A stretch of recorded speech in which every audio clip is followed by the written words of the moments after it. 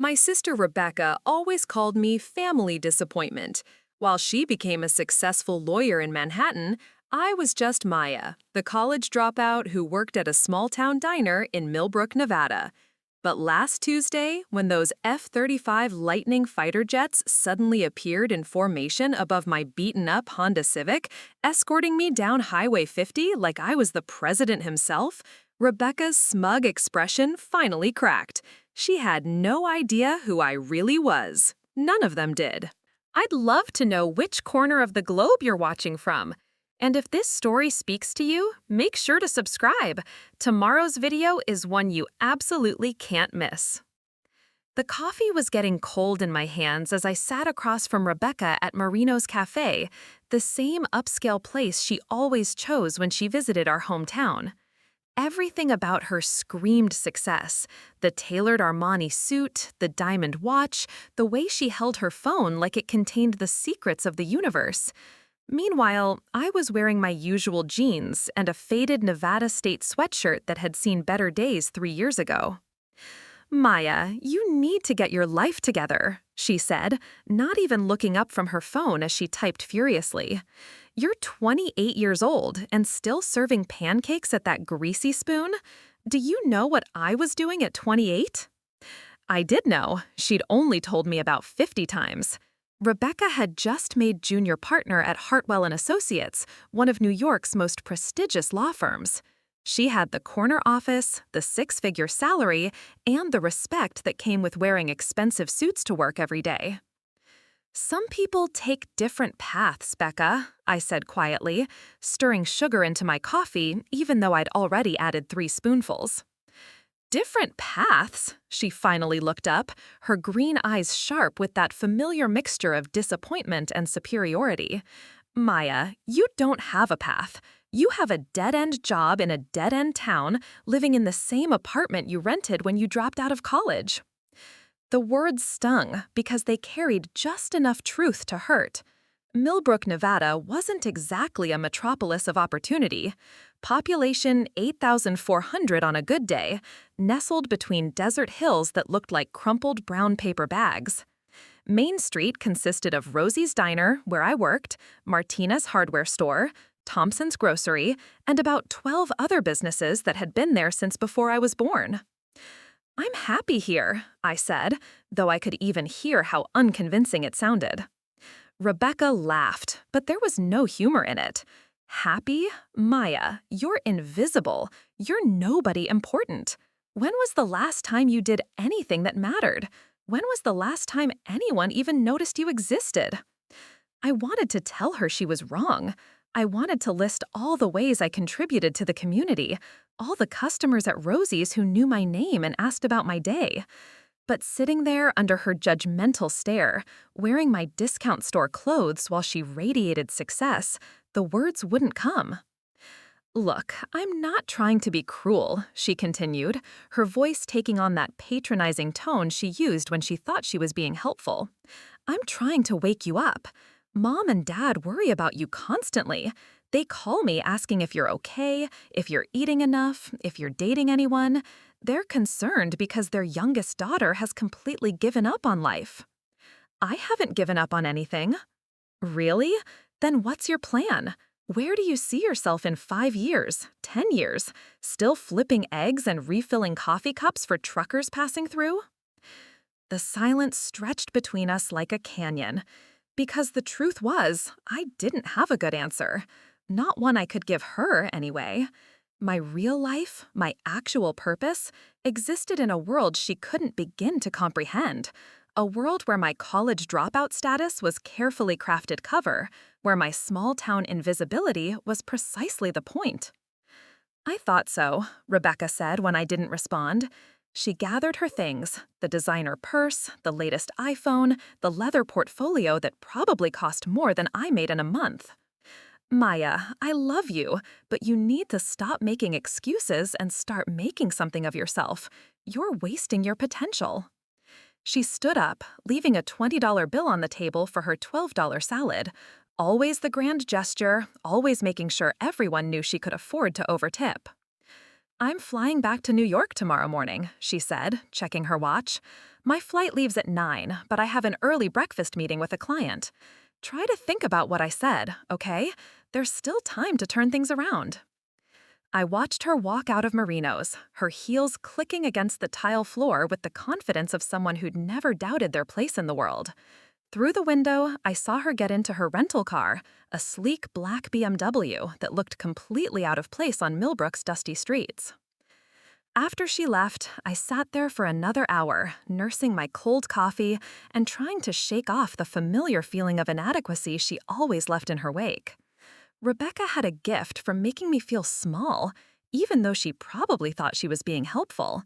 In her mind, tough love was the only thing that might motivate her lazy little sister to finally get her act together. If only she knew. The drive home took me through the center of town, past the Desert Rose Motel where Rebecca was staying, past the old movie theater that had been closed for renovation for 3 years now, past the gas station where Jimmy Martinez had worked every day since graduating high school.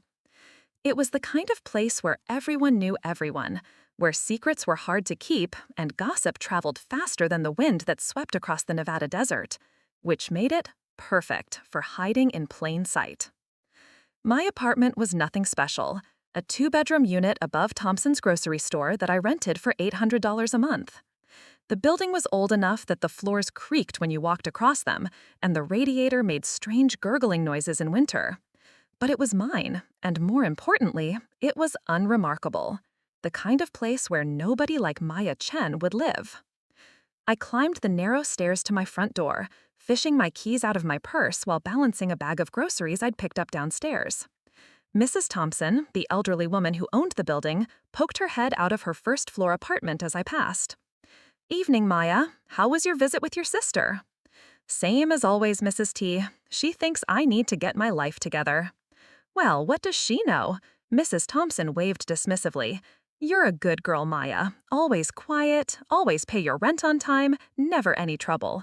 That sister of yours thinks success only comes in one flavor, her flavor." I smiled and thanked her, but her words followed me up the stairs. Good girl, quiet, never any trouble. It was exactly the reputation I'd cultivated over the past 3 years, and it was absolutely crucial to maintaining my cover. But hearing it out loud, especially after Rebecca's lecture about being nobody important, made something twist uncomfortably in my chest. Inside my apartment, I went through my usual evening routine. I put away the groceries, changed out of my diner uniform, and heated up leftover Chinese takeout for dinner. To anyone watching, I looked like exactly what I appeared to be, a 28-year-old woman with few prospects and fewer ambitions, settling in for another quiet night of television and early bedtime. But appearances could be deceiving. At exactly 9:15 p.m., I walked into my bedroom and opened the closet door. Past the handful of casual clothes and work uniforms, behind the winter coats I rarely needed in Nevada, was a panel that looked like the back wall of the closet. I pressed my palm against a specific spot, and the panel slid aside with barely a whisper. The room beyond was everything my apartment wasn't: cutting edge, sophisticated, and humming with barely contained energy. Banks of monitors lined one wall, displaying data streams, satellite feeds, and communications channels from around the globe. A workstation in the center held equipment that wouldn't look out of place at NASA, all of it connected to a secure satellite uplink hidden in the building's ventilation system. A lot of love and effort went into bringing this story to life. If you're enjoying it, we'd be so grateful if you'd subscribe to our channel. Now, back to where we left off. This was where Maya Chen, small-town nobody, became Agent Phoenix, one of the most highly classified operatives in the history of American intelligence. I'd been recruited straight out of MIT, where my doctoral thesis on quantum encryption had caught the attention of people whose names don't appear in government directories. The story about dropping out of college was a carefully constructed cover. In reality, I'd graduated summa cum laude with degrees in computer science and advanced mathematics before disappearing into the shadow world of national security.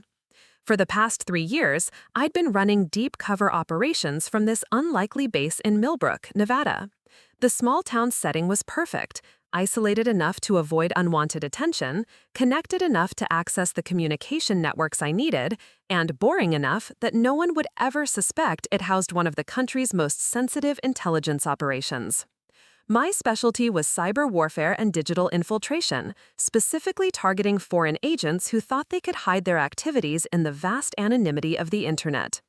I'd prevented 2 terrorist attacks, disrupted a human trafficking network, and helped identify a Chinese spy ring operating out of Silicon Valley.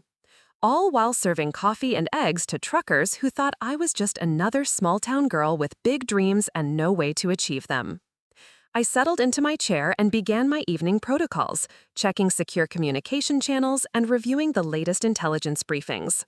Tonight's assignment was routine surveillance of a suspected arms dealer operating out of Eastern Europe, the kind of work that required patience and attention to detail but rarely led to anything dramatic. At least, that's what I thought until the priority alert flashed across my primary monitor at 11:47 p.m. The message was brief but urgent. Operation Sandstorm compromised. Asset in immediate danger. Recommend emergency extraction protocol. Operation Sandstorm was my operation, and according to the intelligence I was reading, someone had identified Agent Phoenix. My cover was blown. I'd always known this day might come, but the reality of it hit like ice water in my veins. 3 years of careful construction, of building Maya Chen into the perfect nobody, was crumbling in real time. Worse, if they'd identified me as Phoenix, they knew where I was. My fingers flew across the keyboard, accessing emergency protocols and secure communication channels. I had maybe 6 hours before hostile agents could reach Millbrook, assuming they weren't already en route. The extraction team would need at least 4 hours to get here, which left a window of vulnerability that made my stomach clench with familiar pre-mission anxiety. But then I noticed something odd in the intelligence report. The leak hadn't come from my end. It had come from Washington. Someone with high-level clearance had sold out Operation Sandstorm, which meant they'd sold out me. This wasn't just a blown cover. This was betrayal at the highest levels of government. And tomorrow morning, Rebecca would be driving to the airport, completely unaware that her nobody sister was about to become the most wanted woman in Nevada. I had less than 12 hours to figure out who had betrayed me, why they wanted me dead, and how to stay alive long enough to expose them. The college dropout serving pancakes at Rosie's Diner was about to disappear forever. Sleep was impossible. I spent the remaining hours before dawn methodically destroying evidence, wiping servers, and preparing contingency plans that I'd hoped never to use. The secure communication channels stayed eerily quiet. No updates, no additional intelligence, no word from my handler. Either they were maintaining radio silence for security reasons, or something had gone very wrong in Washington. At 6:30 a.m., I heard Mrs. Thompson shuffling around downstairs, getting ready to open the grocery store. Normal sounds of a normal morning in a town that had no idea it was about to become ground zero for an international incident.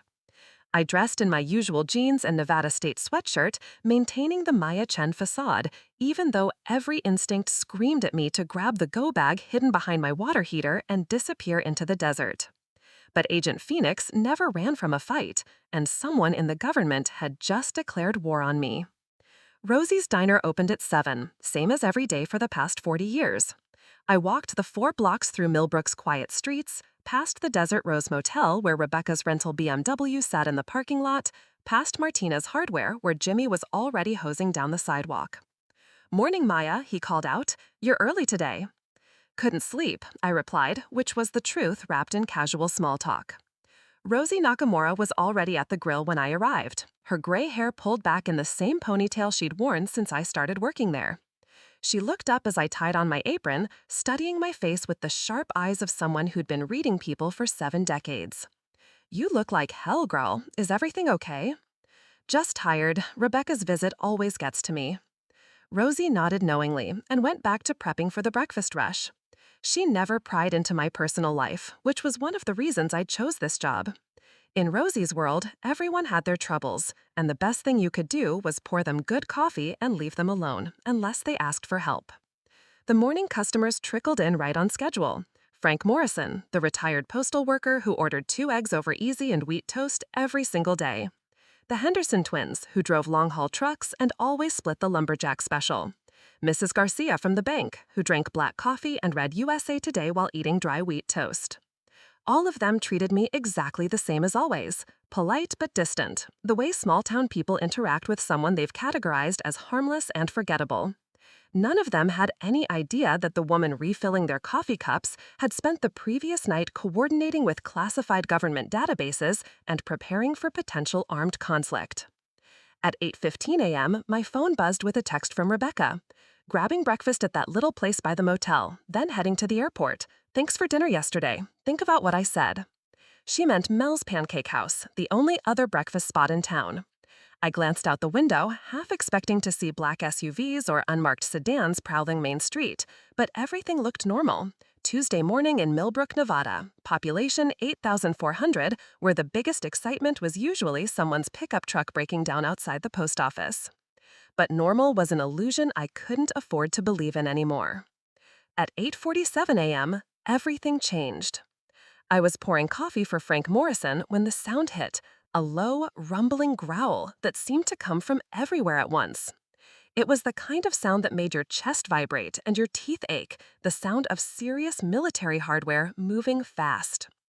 Everyone in the diner looked up. Frank set down his fork. The Henderson twins stopped mid-conversation. Even Rosie emerged from the kitchen, wiping her hands on her apron as she stared up at the ceiling like she could see through it. "What the hell is that?" Frank muttered. Through the front windows, we could see people on Main Street stopping in their tracks, looking up at the sky with expressions of confusion and growing concern. Jimmy Martina stood in front of his hardware store, shading his eyes against the morning sun as he scanned the horizon. The sound grew louder, more focused, and then I saw them. 2 F-35 Lightning fighter jets in perfect formation, flying low over Main Street at what had to be barely legal altitude. The roar of their engines rattled the windows of Rosie's diner and sent car alarms wailing throughout the town. "Jesus Christ," one of the Henderson twins whispered. "Are we under attack?" The jets banked sharply to the north, then circled back, flying another pass over the center of town. This time they were even lower, close enough that I could see the weapon systems mounted under their wings, close enough to read the Air Force markings on their fuselages. My blood turned to ice water. F-35s didn't just show up for routine training exercises, especially not over random small towns in Nevada. These were frontline combat aircraft, the most advanced fighters in the American arsenal, and they were here for a reason. They were here for me. "Maya, you okay?" Rosie's voice seemed to come from very far away. "You look like you've seen a ghost." I realized I was gripping the coffee pot so hard my knuckles had gone white. Around me, the other customers were talking excitedly, speculating about military exercises or emergency response drills. None of them connected the appearance of advanced fighter jets with the quiet young woman who'd been serving them breakfast for 3 years. My phone buzzed, a text from an unknown number. "Exit through the rear door, now." This was it, the extraction I'd been promised, arriving in the most dramatic way possible. But something felt wrong about the timing, about the spectacular nature of this display. Agent Phoenix operations were supposed to be invisible, surgical, clean. Fighter jets over Main Street were the opposite of subtle. Unless subtlety was no longer an option. I untied my apron with hands that were steadier than they had any right to be, muscle memory taking over as 3 years of deep cover training kicked in. "Rosie, I need to step outside for a minute. Something I forgot to do." She barely heard me, too busy watching the jets circle overhead for their third pass. Everyone in the diner was pressed against the windows now, phones out, recording video of the unprecedented aerial display over their quiet town. I slipped through the kitchen and out the back door into the alley behind Rosie's diner. The sound of the jets was even louder out here, echoing off the brick walls of Main Street's old buildings. But the alley was empty, except for dumpsters and the usual collection of delivery trucks. Then I heard footsteps. 2 figures emerged from the shadows near the loading dock behind Thompson's Grocery, a man and woman in dark suits that screamed federal agents. They moved with the precise, economical motions of people who'd spent years learning how to kill efficiently. Agent Phoenix, the woman said. She was tall, blonde, probably in her mid-30s, with the kind of cold eyes I'd seen in CIA personnel files. I'm Agent Sarah Collins, NSA. This is Agent Martinez, FBI. We're here to escort you to a secure location. Where's my handler? I asked. Where's Director Walsh? Collins exchanged a glance with Martinez that told me everything I needed to know. Director Walsh, the man who'd recruited me out of MIT and run my operations for 3 years, was either dead or compromised. Director Walsh is no longer available, Collins said carefully. New management has taken over Operation Sandstorm. You are being reassigned. The jets made another pass, close enough this time that I could feel the heat from their engines. All around town, people were coming out of buildings, pointing at the sky, taking pictures and videos that would be on social media within minutes. This is hardly a subtle extraction, I observed. Subtlety isn't an option anymore, Martinez spoke for the first time, his voice carrying a slight accent that suggested he'd grown up somewhere in the Southwest. Your position has been compromised by multiple hostile intelligence services. We need to get you out of Millbrook before they arrive. How many hostile services?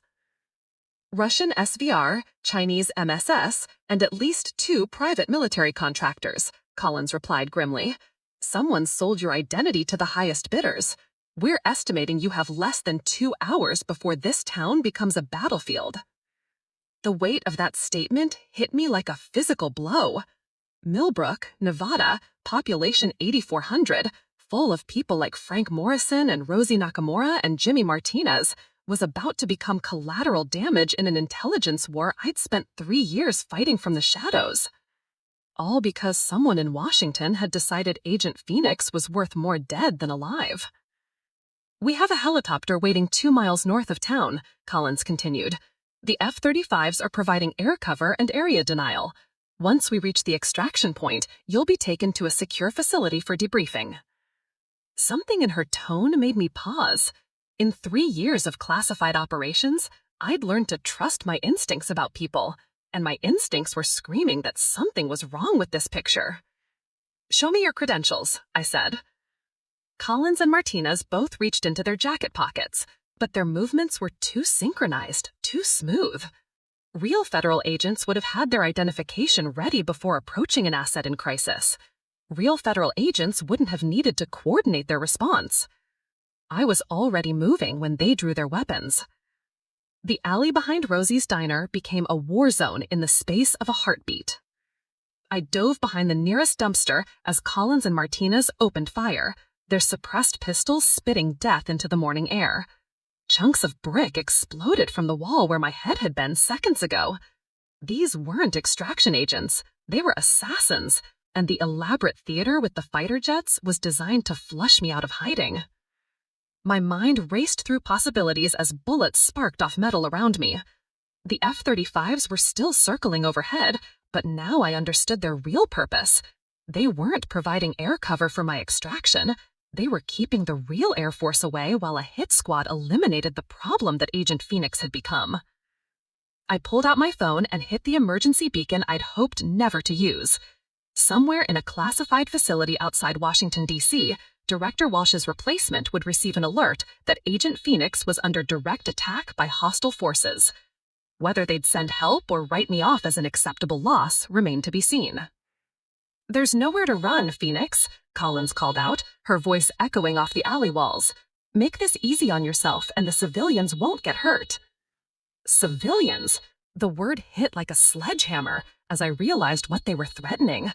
Rosie, Frank Morrison, the Henderson twins, everyone in the diner was potential collateral damage if this firefight escalated.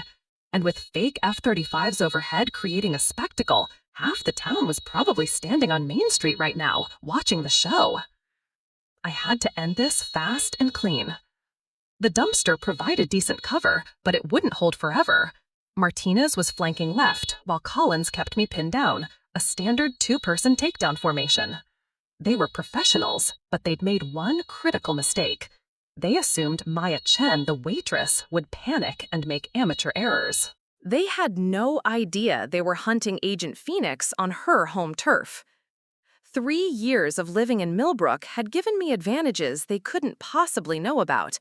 I knew every building, every alley, every hiding spot within a 6-block radius.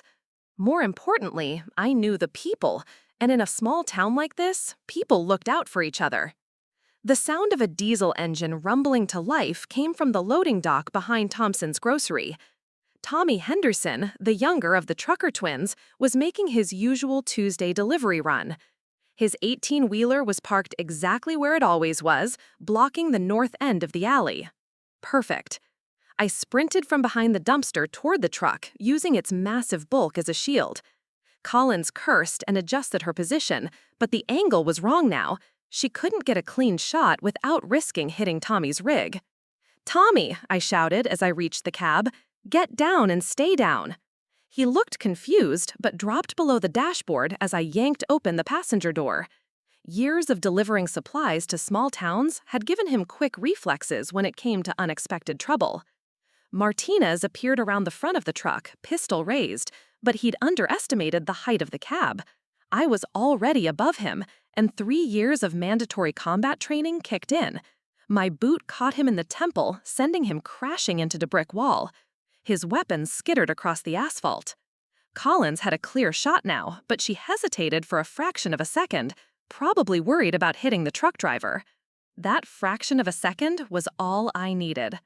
I dropped from the cab and rolled, coming up with Martinez's pistol in my hands. Collins was fast, but not fast enough. 2 shots sent her mass, and she crumpled to the ground beside her partner. The entire firefight had lasted less than 90 seconds. "Jesus Christ, Maya," Tommy Henderson whispered, peering over the dashboard. "What the hell just happened?" "Wrong place, wrong time," I said, checking Collins and Martinez for identification. As expected, their credentials were high-quality forgeries. No way to know who'd sent them, but the professional equipment and coordinated attack suggested serious resources. Overhead, the F-35s were banking away to the east, their part in this deadly charade apparently complete. But something nagged at me about their departure pattern. Real military aircraft would return to base in formation. These jets were splitting up, heading in different directions like they were trying to avoid being tracked. My phone buzzed with an incoming call from an encrypted number I didn't recognize. "Agent Phoenix," a gravelly voice said when I answered. "This is General Morrison, Air Force Intelligence. Are you secure?" General Morrison? I knew that name from classified briefings. A career officer with impeccable credentials and clearance levels that went all the way to the top. "For the moment," I replied, keeping one eye on the alley entrance. "But I just took out 2 hostiles claiming to be federal agents, and those F-35s aren't from any Air Force squadron I know about." "Because they're not the Air Force," Morrison said grimly. "Those are private military contractors flying stolen aircraft. Someone with serious connections wanted you dead, Agent Phoenix, and they were willing to risk an international incident to make it happen." The pieces started falling into place. Stolen F-35s meant someone with access to classified military assets. The level of coordination required to pull off this operation suggested involvement at the highest levels of government or defense contracting. "Who's behind this?" I asked. "That's what we need to find out. But first, we need to get you somewhere safe. There's a real extraction team en route to your location. 2 Apache helicopters with full escort. ETA 12 minutes. 12 minutes felt like an eternity when hostile forces could be converging on Millbrook from multiple directions. But it also gave me time to think, to piece together the intelligence that had been nagging at me since the original compromise alert. "General, I need you to run a security check on Operation Sandstorm. Someone leaked my identity, and it wasn't from my end." "Already in progress. Preliminary results suggest the leak came from someone with level 5 clearance or higher. That's a very short list of people, Agent Phoenix." Level 5 clearance meant cabinet-level officials, senior military leadership, or directors of major intelligence agencies. Someone at the very top of the American security apparatus had decided that Agent Phoenix was too dangerous to live. There's something else, Morrison continued. We intercepted communications suggesting this isn't just about eliminating you. Someone is planning to use your death to trigger a larger operation. Whatever you've been working on for the past 3 years, someone wants it buried along with you. My mind raced back through recent operations, the arms dealer surveillance, the Chinese spy ring, the terrorist cell disruptions. Any one of them could have made powerful enemies. But which one was worth starting a war over?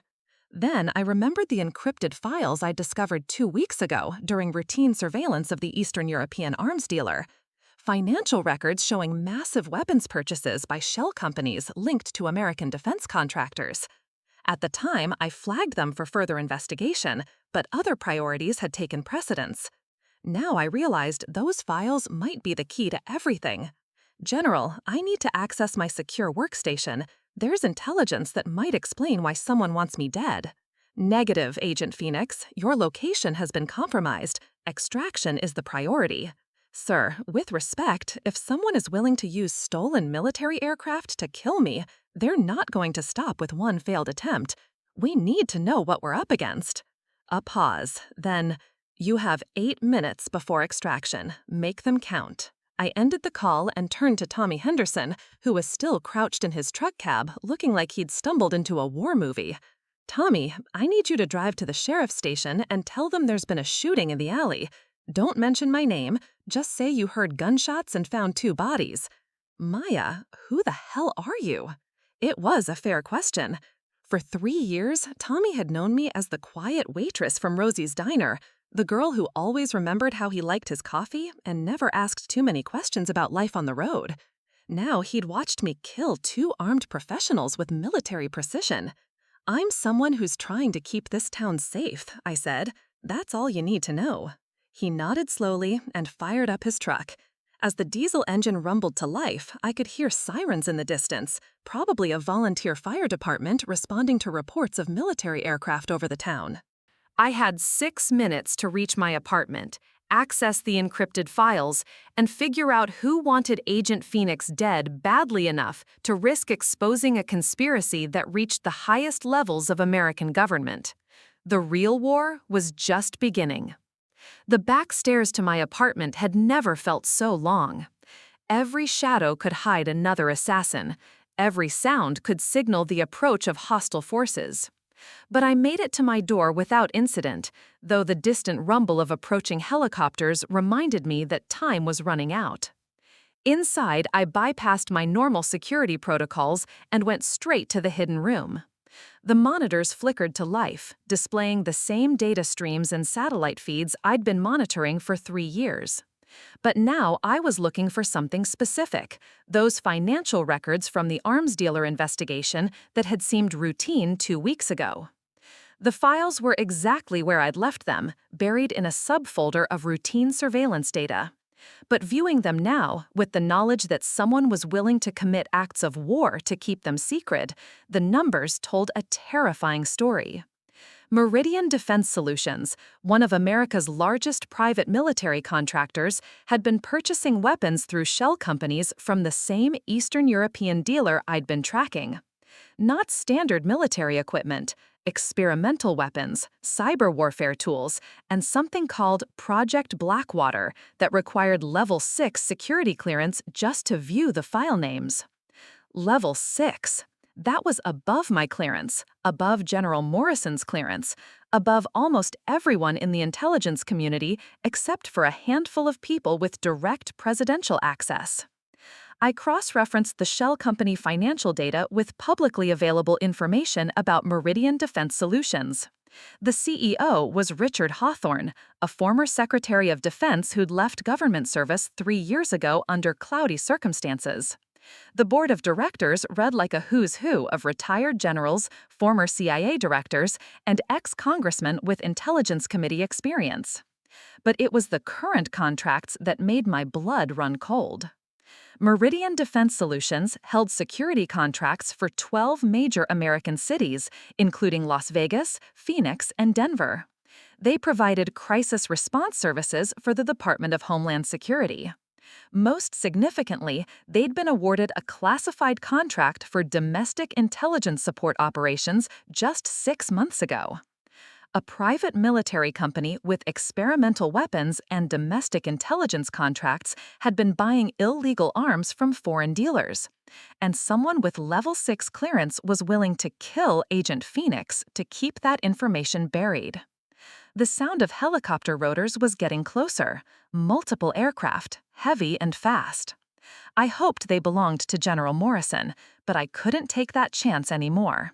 Trust was a luxury I couldn't afford when the conspiracy reached this high. I copied the files to an encrypted drive and activated my Deadman switch, a program that would automatically upload all my intelligence files to secure servers around the world if I failed to check in every 12 hours. If Meridian Defense Solutions wanted Agent Phoenix dead, they'd have to live with the consequences of that decision. My phone rang. General Morrison again. Agent Phoenix, we have Apache gunships 2 minutes out from your location. Are you ready for extraction? General, I've found something. Meridian Defense Solutions has been... Not over an open line, he interrupted sharply. Save it for the debrief. Right now, we need to get you out of there. Our intelligence suggests at least 2 more hostile teams are converging on Millbrook.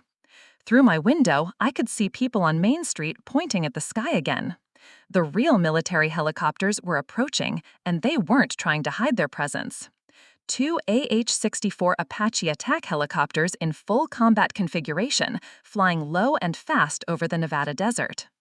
But something else caught my eye.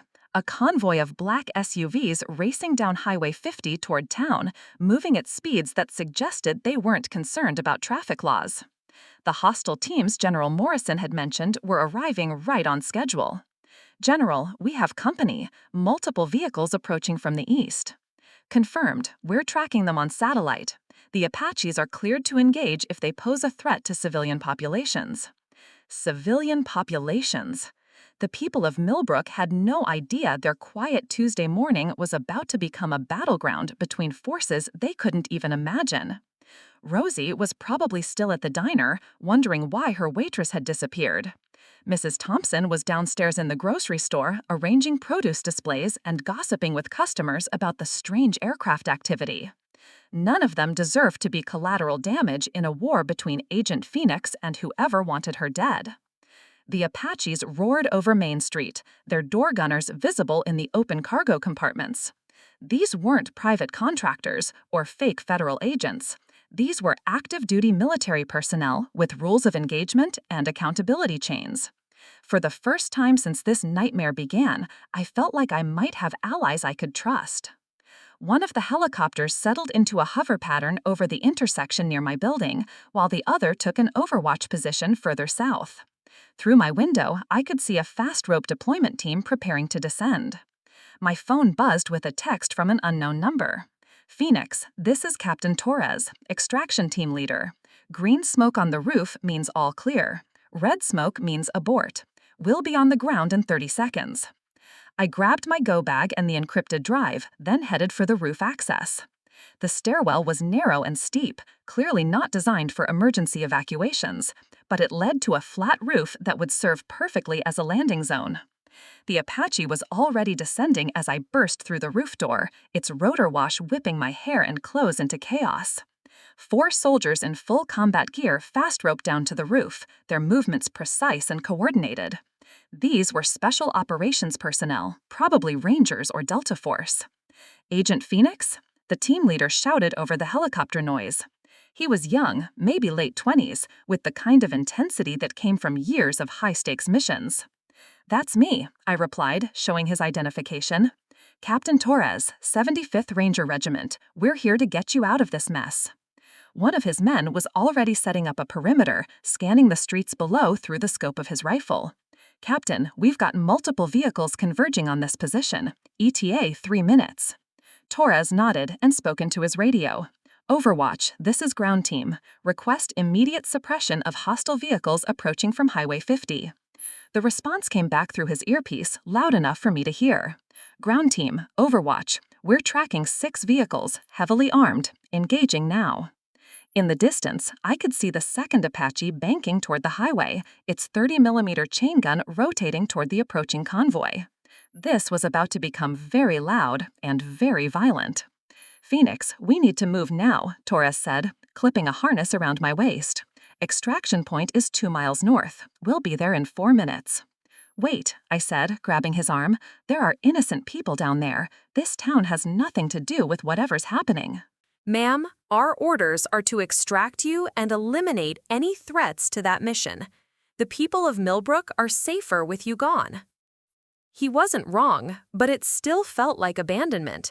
For 3 years, this town had been my home. These people had been my neighbors. Maya Chen might have been a cover identity, but the relationships were real.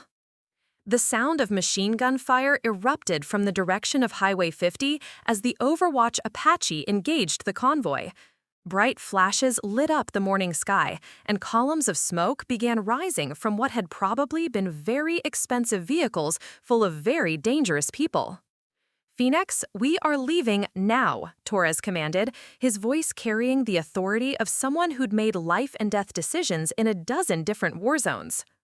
I took one last look at Main Street, at the town where nobody important lived her quiet, unremarkable life. Then I clipped into the extraction line and let Captain Torres and his rangers pull me up into the sky, toward whatever came next in a war I was only beginning to understand. Below us, Millbrook, Nevada was about to discover that Maya Chen had never been anybody important at all.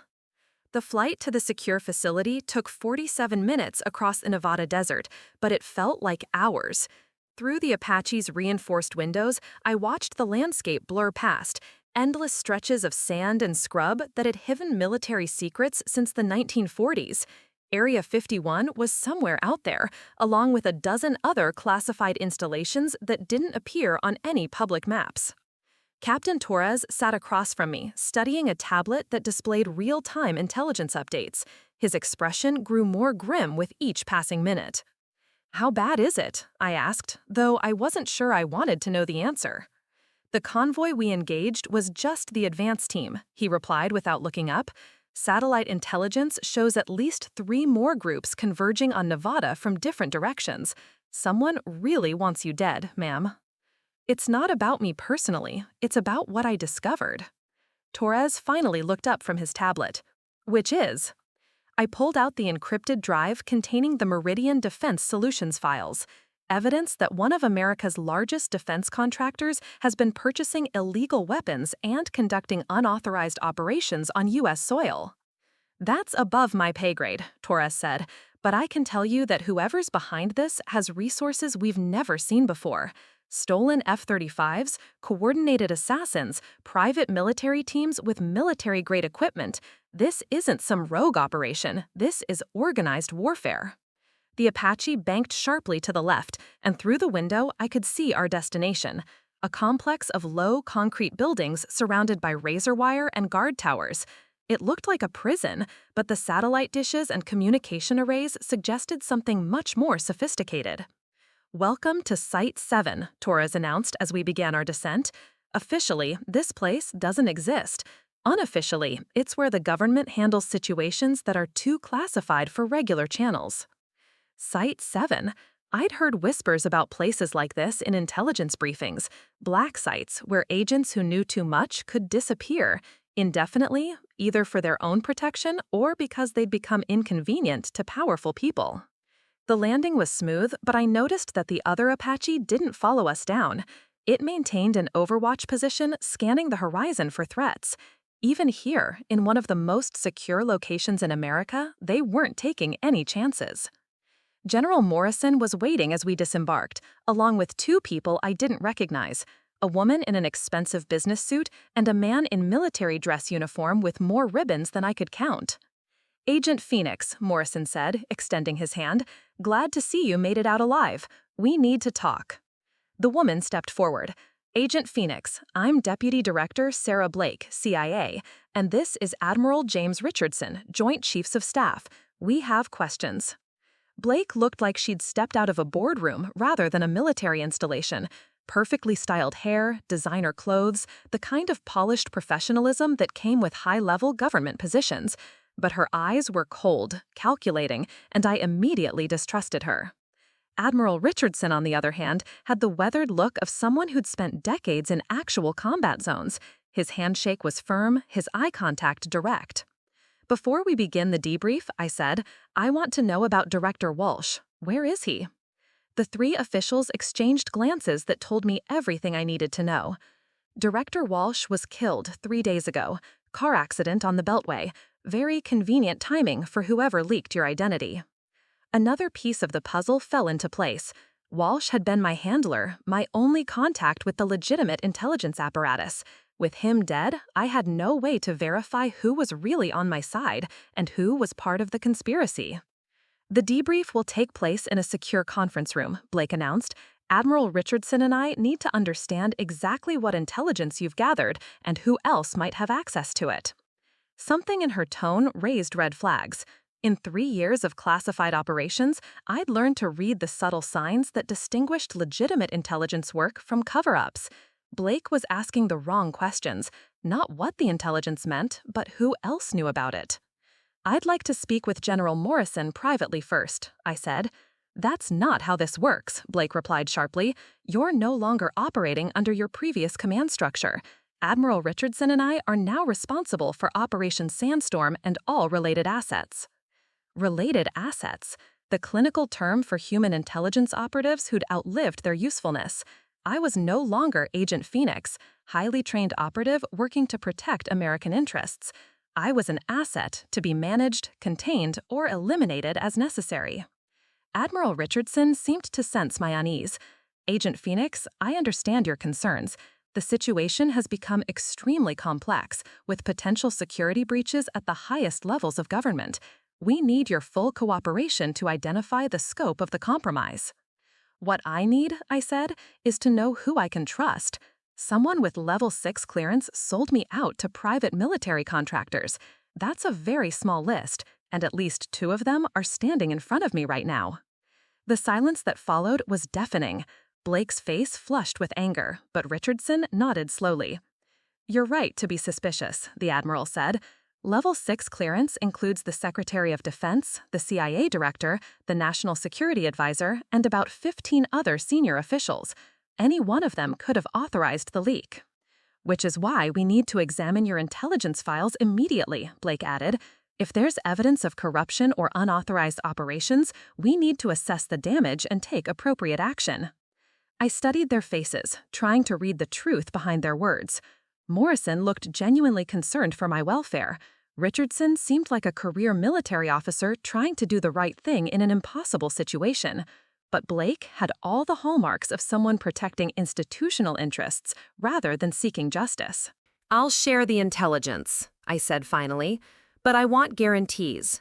Protection for the civilians in Millbrook who might become targets, a full investigation into Director Walsh's death, and transparency about what happens to the evidence I've gathered. You're not in a position to make demands, Blake said coldly. Actually, I am. I held up the encrypted drive.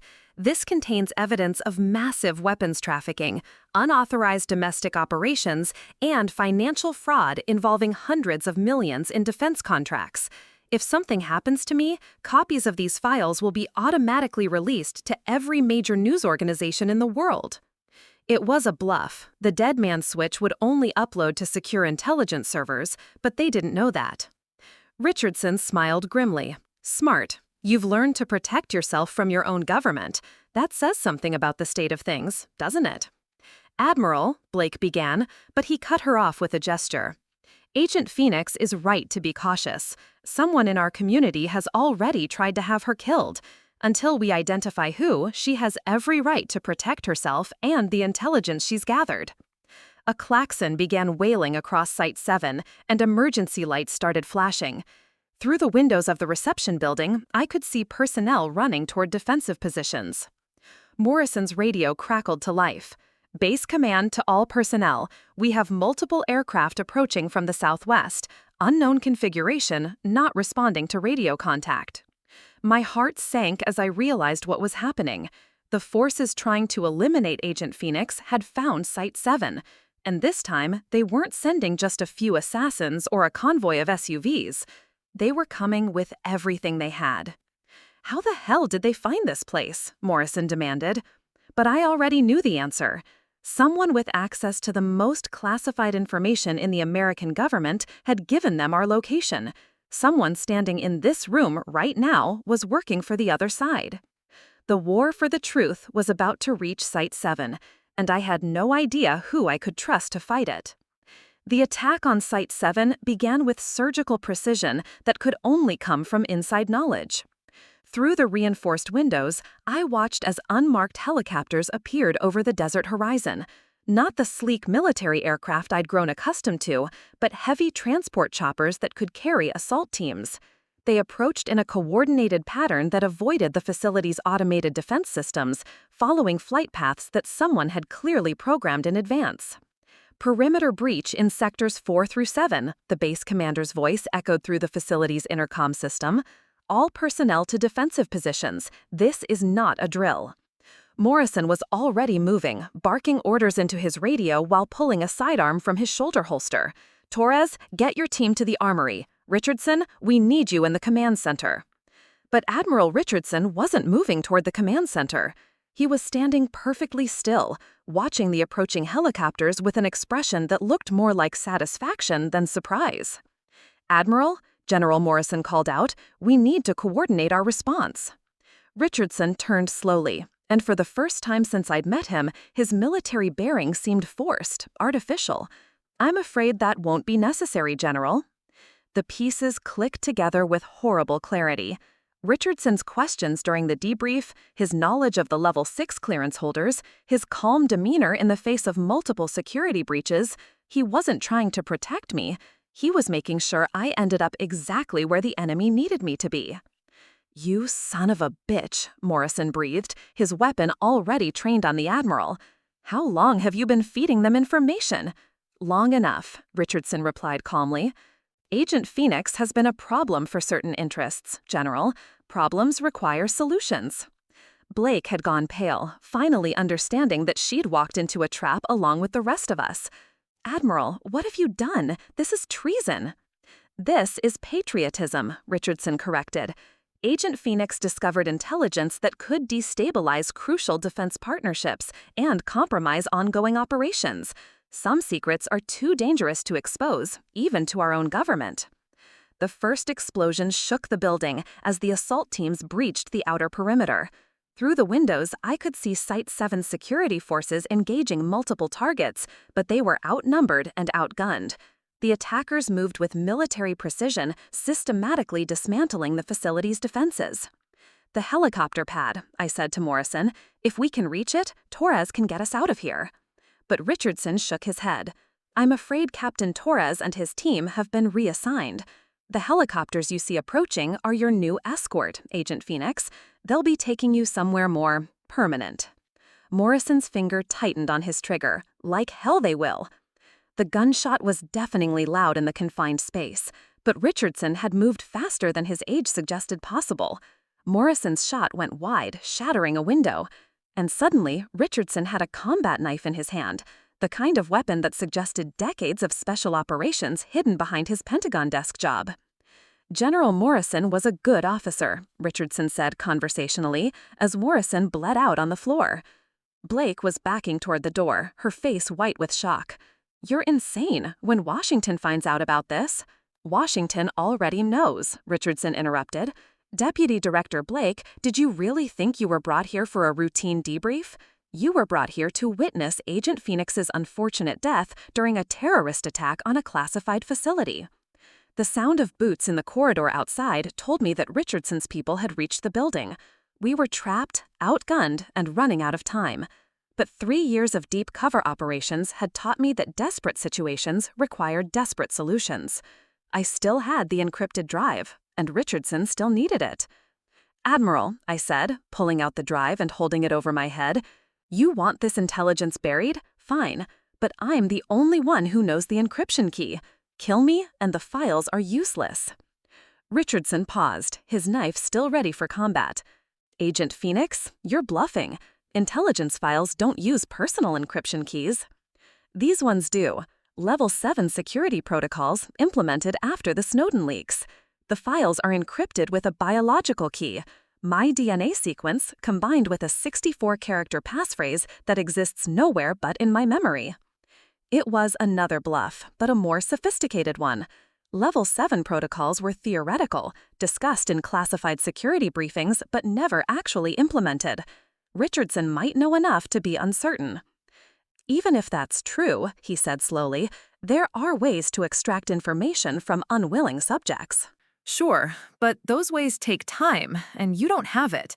My dead man's switch activates in, I checked my phone, 6 hours and 43 minutes.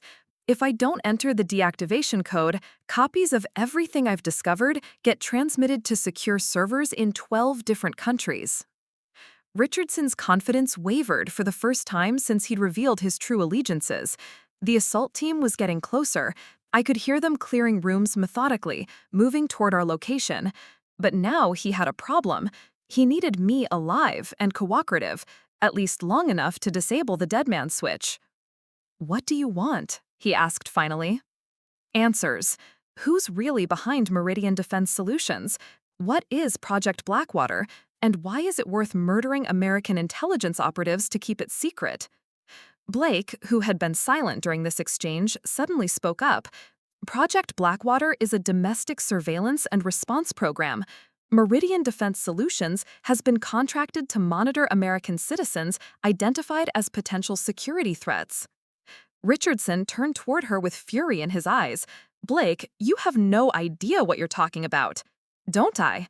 Blake's voice was getting stronger, more confident. "I've been investigating Meridian for months, Admiral. The CIA has been tracking their operations since they started recruiting former intelligence operatives for domestic assignments. Project Blackwater isn't just surveillance, it's preparation for martial law." The pieces were falling into place with terrifying clarity. A private military contractor with experimental weapons, domestic surveillance capabilities, and contracts throughout major American cities. Former government officials running operations outside normal oversight channels. Financial records showing massive weapons purchases from foreign sources.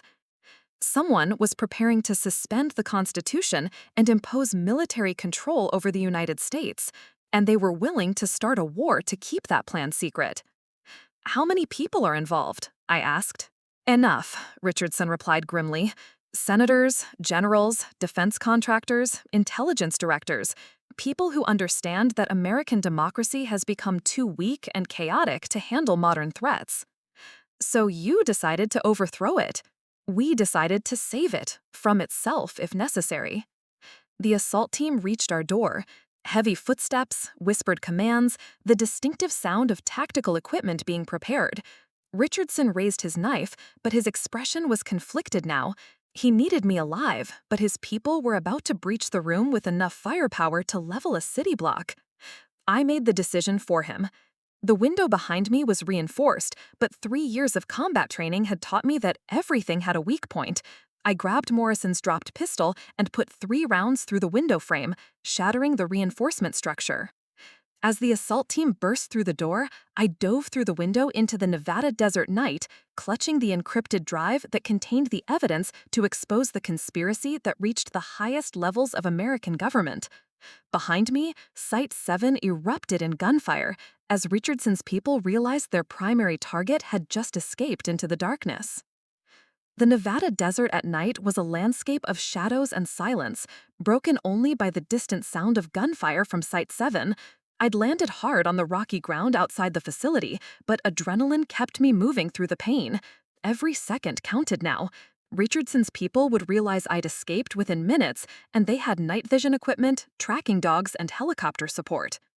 But I had something they didn't expect: the training of Agent Phoenix and the desperation of someone fighting for the survival of American democracy itself. I ran into the darkness, using the desert terrain I'd studied during countless mission briefings. The landscape looked barren, but I knew there were abandoned mining shafts, old military bunkers, and forgotten Cold War installations scattered throughout this region, places where someone could hide, regroup, and plan a counterattack. Behind me, Site 7 was fully engulfed in combat. Flashes of automatic weapons fire lit up the night sky, and I could hear the distinctive roar of helicopter gunships engaging ground targets. Richardson's people weren't just extracting intelligence, they were eliminating witnesses, covering their tracks, making sure no one could testify about what they'd discovered. Deputy Director Blake was probably dead by now. Captain Torres and his rangers, if they were still alive, were fighting a battle they couldn't possibly win. All because I'd stumbled onto evidence of the largest conspiracy in American history. My phone had miraculously survived the window dive, though the screen was cracked and the battery was dangerously low. I had maybe 30 minutes of power left, and that had to be enough to expose everything before Richardson's shadow network could silence me permanently. But first, I needed to reach someone I could trust. The problem was that trust had become a luxury I couldn't afford. Richardson had demonstrated that the conspiracy reached the highest levels of military and intelligence leadership. Blake had seemed genuine, but she was probably dead. Morrison had tried to protect me, and they'd killed him for it. Then I remembered something Blake had said during those final moments at Site 7. I've been investigating Meridian for months. If she'd been conducting an independent investigation, she might have allies outside the compromised command structure. I scrolled through the contacts on my damaged phone, looking for the emergency numbers I'd memorized but hoped never to use. There, a secure line to the FBI's Counterintelligence Division, specifically to Agent Jennifer Walsh, Director Walsh's daughter, who'd followed her father into federal service. The call connected after 4 rings. "This is Agent Walsh." "This is Agent Walsh. This is Maya Chen, codenamed Phoenix. Your father was my handler until he was murdered 3 days ago." A pause. Then, "Agent Phoenix, we've been looking for you. There are reports of attacks on multiple classified facilities, and your name keeps coming up." Because I discovered evidence of a conspiracy to overthrow the U.S. government, and they've been trying to kill me to keep it quiet. Agent Walsh, I need to know, who can you trust at the Bureau? After what happened to my father, very few people. But I have a small team of agents who've been investigating irregularities in defense contracting and domestic surveillance programs. We've been working outside normal channels because we suspected there were leaks at the senior level. It was the first good news I'd heard in hours. Jennifer Walsh had inherited her father's paranoia and his dedication to protecting the Constitution, even from enemies within the government itself. "I have encrypted files that prove Meridian Defense Solutions has been preparing for domestic military operations," I said. "Project Blackwater is a plan to implement martial law using private contractors instead of regular military forces." Jesus Christ, how widespread is this? Wide enough to include an admiral on the Joint Chiefs of Staff and God knows how many other senior officials. Agent Walsh, they just attacked Site 7 with stolen military aircraft. They're not hiding anymore. They're moving to the operational phase. Another explosion lit up the horizon behind me.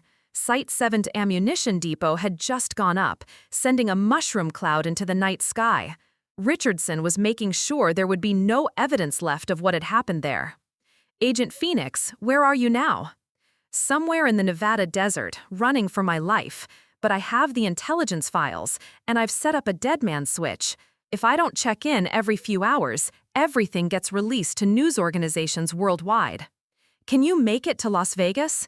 I have a team there that can provide protection and help us get this information to the right people." Las Vegas, that was over 100 miles through desert terrain, with no transportation and hostile forces actively hunting me. But it was also a major population center where Richardson's people couldn't operate as openly, where witnesses and media coverage might provide some protection. "I'll try. But Agent Walsh, if something happens to me, make sure the world knows what Meridian Defense Solutions was really planning. The American people deserve to know that their own government was preparing to eliminate their constitutional rights."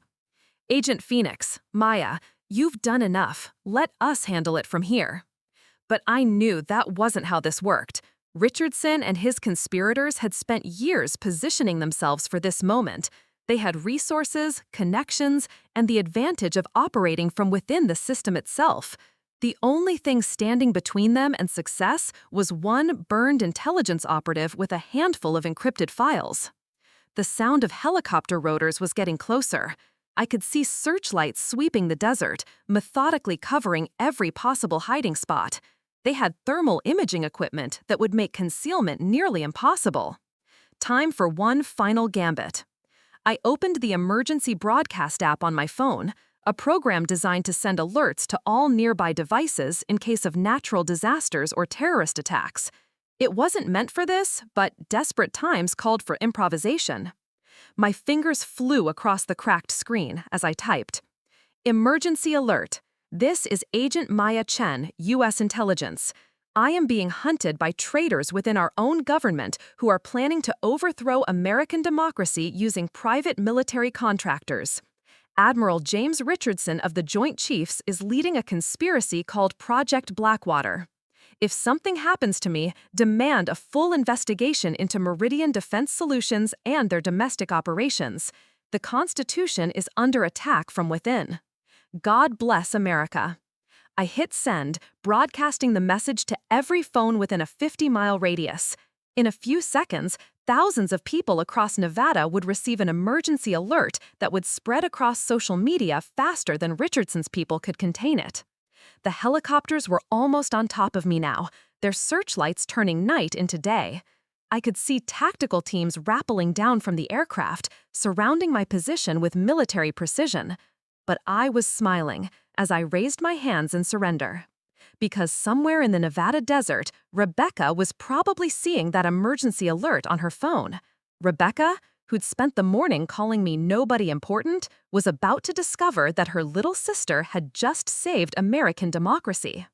The tactical teams reached me with weapons drawn, shouting commands in the efficient manner of soldiers who'd done this 1,000 times before. But they were too late. The truth was already spreading across the internet, beyond their ability to stop or control. By morning, every news organization in the world would be asking questions about Project Blackwater and Admiral Richardson's shadow network. Agent Phoenix, the team leader, called out as they secured the perimeter. Admiral Richardson wants to speak with you. They dragged me to their command helicopter, where Richardson waited with the cold fury of a man whose carefully laid plans were crumbling in real time. His military bearing had been replaced by barely controlled rage. "Do you have any idea what you've done?" he snarled as they forced me into the aircraft. "You've compromised national security operations that took years to develop." "I've exposed a conspiracy to destroy the Constitution," I replied. "That's what patriots do."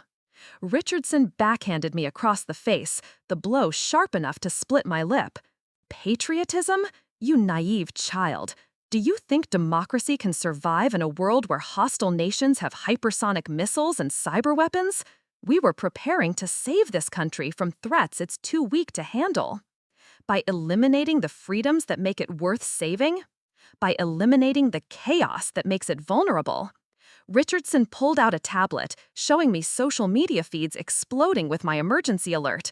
"Look at this. Within 20 minutes, your little message has generated 17,000 shares, 43 news articles, and conspiracy theories that will undermine public confidence in the government for decades."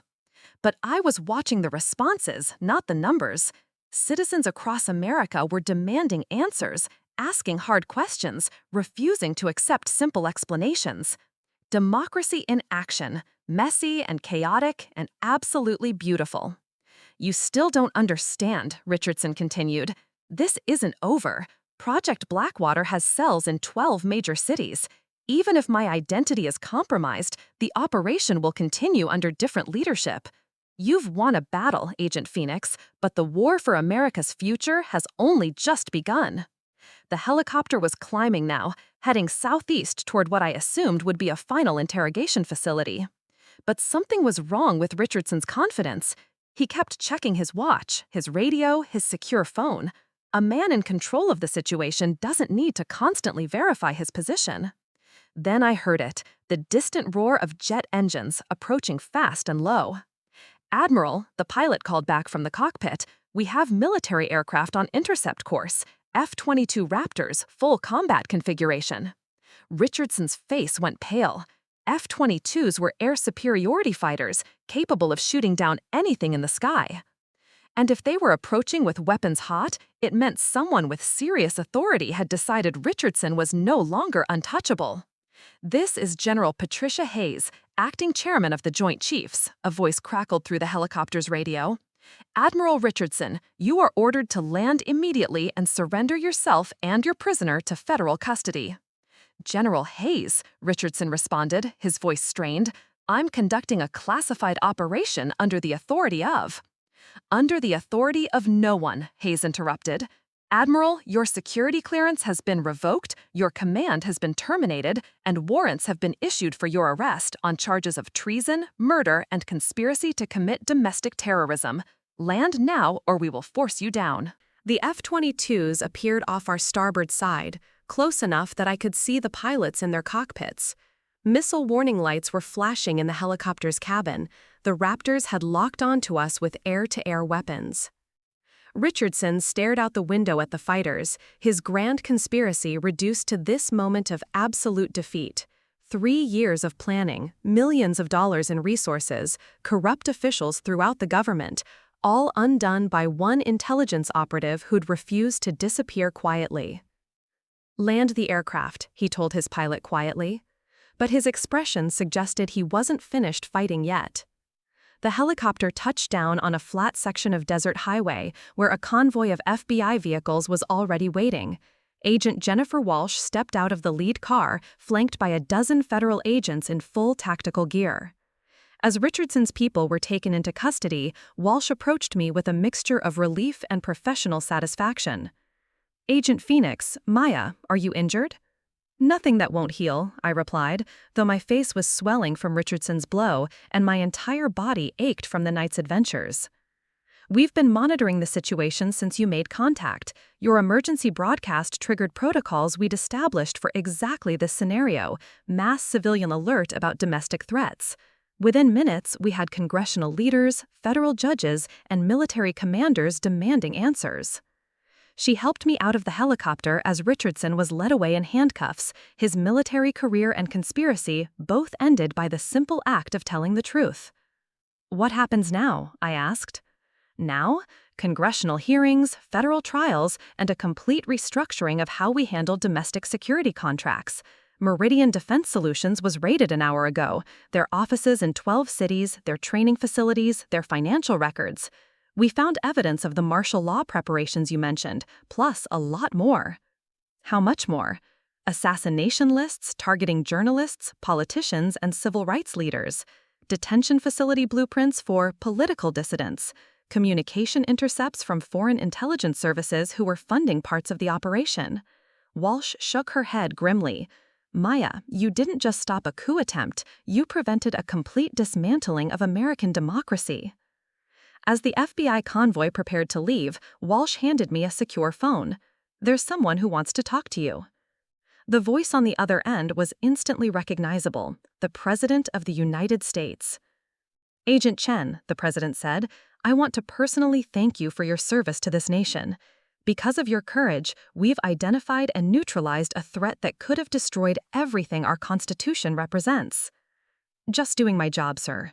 "No, Maya, what you did tonight went far beyond duty. You risked everything to protect people who will never know your name or understand the sacrifice you made. That's the definition of heroism."